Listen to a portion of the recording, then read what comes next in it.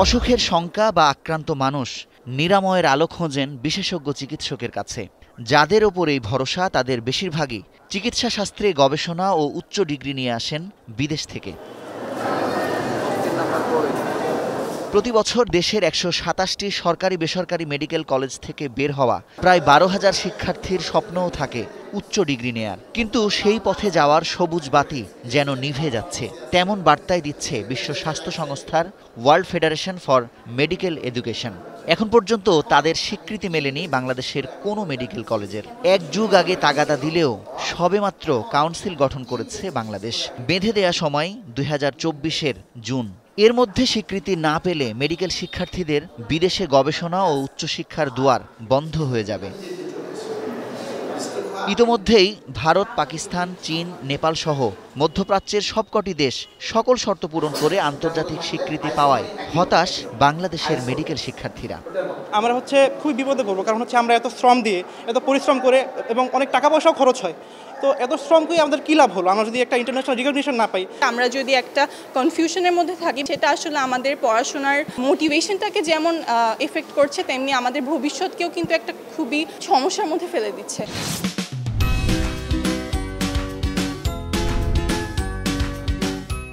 একজন টিচার হিসাবে আমার জন্য অত্যন্ত দুঃখজনক এবং হতাশাজনক, কারণ আমার সময় আমরা যে বিশ্বের দুয়ার আমাদের জন্য যে উন্মুক্ত ছিল, সেটা এখন ওদের জন্য বন্ধ হয়ে যাচ্ছে। প্রতি বছর পার্শ্ববর্তী কয়েকটি দেশের ৩,০০০ শিক্ষার্থী বাংলাদেশের মেডিকেল কলেজগুলোতে ভর্তি হলেও এবছরই প্রথম ১৪০০-তে নেমেছে, যেখান থেকে বাংলাদেশের আয় হতো অন্তত ৫,০০০ কোটি টাকা। বিদেশি স্টুডেন্টরা আসা যেমন কমে যাচ্ছে, একইভাবে বাংলাদেশি স্টুডেন্ট কিন্তু ব্যাপক হারে বিদেশে চলে যাওয়ার একটা সম্ভাবনা দেখা দিচ্ছে, যেহেতু তার আশেপাশে অনেকগুলো অ্যাক্রেডিটেড কান্ট্রি পাচ্ছে, সেখানেই পড়তে যাবে। আন্তর্জাতিক মানে উন্নীত হতে না পারলে দেশের শিক্ষার্থীরাও বিদেশমুখী হবে বলে আশঙ্কা। কারণ অ্যাক্রিডিটেশন না পেলে চলতি বছরের জুনের পর থেকে বাংলাদেশি চিকিৎসকরা বিদেশ থেকে কোনো ডিগ্রি অর্জন করতে পারবেন না। এমনকি বিদেশে চাকরি ও প্রশিক্ষণের সুযোগও হারাবেন এমবিবিএস পাশ করা চিকিৎসকরা।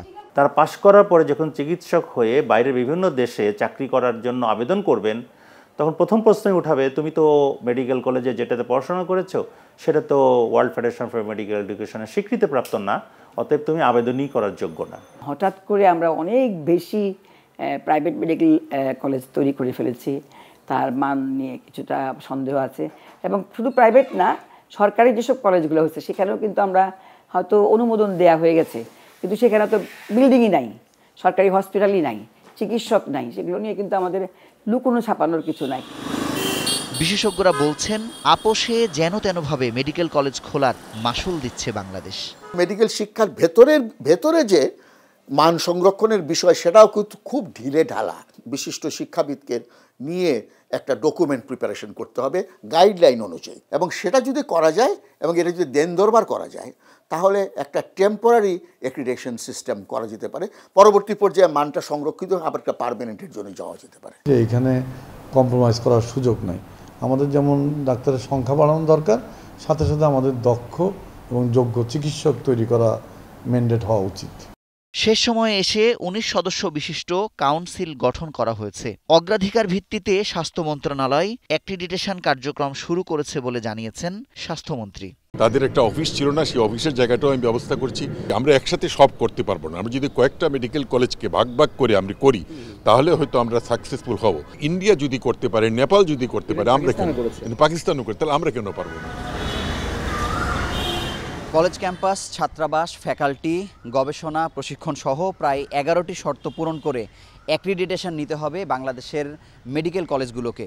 কিন্তু অ্যাক্রিডিটেশনের জন্য কোন কলেজগুলোকে চূড়ান্তভাবে অনুমোদন দেয়া হবে সেই সিদ্ধান্ত নেওয়া হয়নি এখনও।